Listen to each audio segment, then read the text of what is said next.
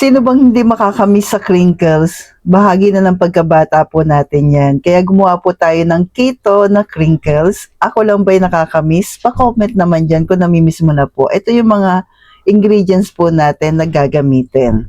Grindahan po ito lahat. So una kailangan natin ng 1 and 1/2 po. 1 and a half na almond flour. Yan. Golden monk fruit para sa ating sweetener ay 5 tablespoon po. Pero 4 tablespoon lang muna yung una kong nilagay, kaya mamaya po yung 1 inad ko. Pero total of 5.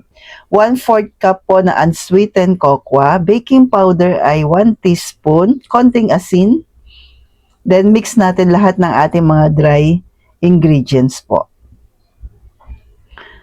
After natin ma-mix, i-add natin yung mga liquid ingredients natin tulad ng 2 pieces po na medium egg, pero room temp po Yan.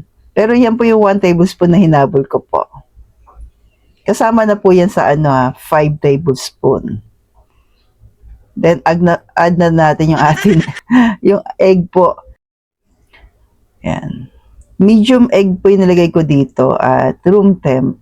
Basta tandaan po, baking ay dapat hindi galing sa ref. 1 teaspoon po ng vanilla at 1 tablespoon po ng coconut oil.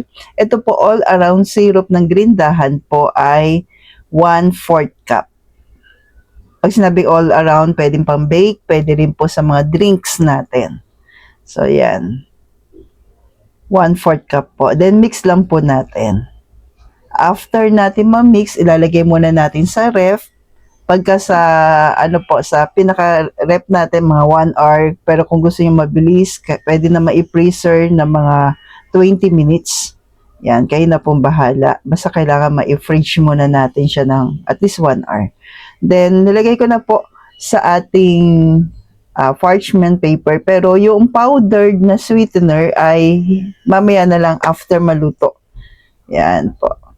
Sa air fryer ay 160 Celsius 10 to 15 minutes. Then baliktarin nyo po. And sa oven ay 230 Celsius 15 minutes syempre. Pero depende sa oven natin po. Sa akin ay 230 Celsius. Then ito na po.